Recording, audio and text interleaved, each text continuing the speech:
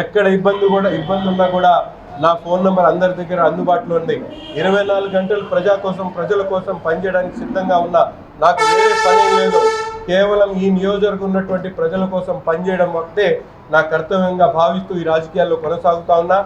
ఎవరికి ఎటువంటి ఇబ్బంది వచ్చినా నిరంతరం అందుబాటులో ఉండి వాళ్ళకి ఎటువంటి సేవ చేయడానికి కూడా నేను సిద్ధంగా ఉన్నా అని చెప్పి తెలియజేస్తూ, కూటమి ధర్మంగా మేమందరం కూడా ప్రజల కోసం ఎటువంటి కార్యక్రమం చేయడానికి కూడా సిద్ధంగా ఉన్నామని చెప్పి తెలియజేస్తూ, తప్పకుండా వాళ్ళందరూ కూడా భరోసా కల్పిస్తూ ఉన్నాం.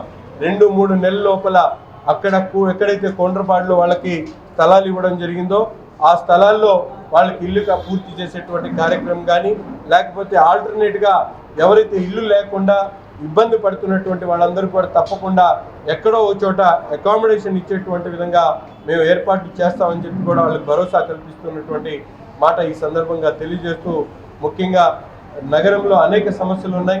వాటి మీద కూడా ఒక యుద్ధ ప్రాతిపాదికన ఈ 2-3 నెలల్లో ప్రతి ఒక్క అంశంలో కూడా ప్రజలు కూడా మీకు ఎటువంటి అవసరం వచ్చినా కూడా మా టోల్ ఫ్రీ నెంబర్ కానీ, మా ఆఫీస్కి కానీ, లేకపోతే మా కూటమి నాయకులు కానీ, ఎక్స్ కార్పొరేటర్లు కానీ మీ ద్వారా మీరు తెలియజేసి తప్పకుండా మీకు కావాల్సినటువంటి సేవల్ని పొందాలని చెప్పి ఈ సందర్భంగా ప్రతి ఒక్కరిని కూడా కోరుతా ఉన్నాం.